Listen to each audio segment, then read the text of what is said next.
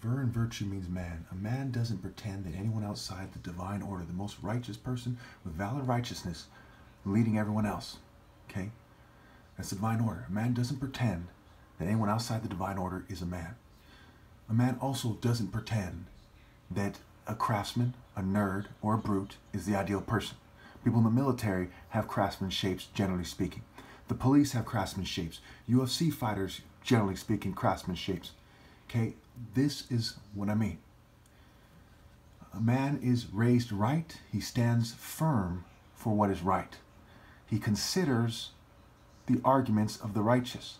That's why the righteous lead. The righteous king leads and says, hey, does anyone think that we should come together for a different principle or that I'm doing something wrong? Then we can discuss it, because it's not right for anybody, even the smartest person that ever lived, to not consider what others say. But if every one of them says something and it's not it's not as logical as what I'm saying, they must concede. Even if the entire rest of the world says 1 + 1 is 2.2, and I say 1 + 1 = 2, they need to give it up to me and say, hey, your argument is more logical, and concede. A man doesn't say, well, this guy says 1 + 1 is 5, and I say 1 + 1 is 3. You should take my side. No, 1 + 1 is 2, and that is the path of the righteous.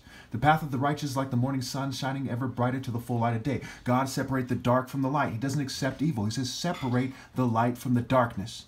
A man doesn't accept evil. He stands firm for the light, and he carries his cross walking in the light. I'm the only one that's doing that.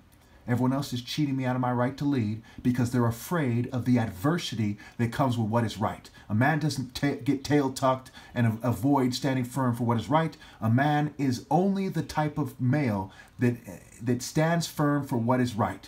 A man, first and foremost, doesn't say, hey, we're going to wait in the future until our governing class or my family is seen as ideal. That is the biggest bitch move one can do, is to calculate the theft of leadership from the righteous under the guise of functionalism or rationalism or it being smart to do or it being logical. That is a fucking bitch move. And that's what they're doing.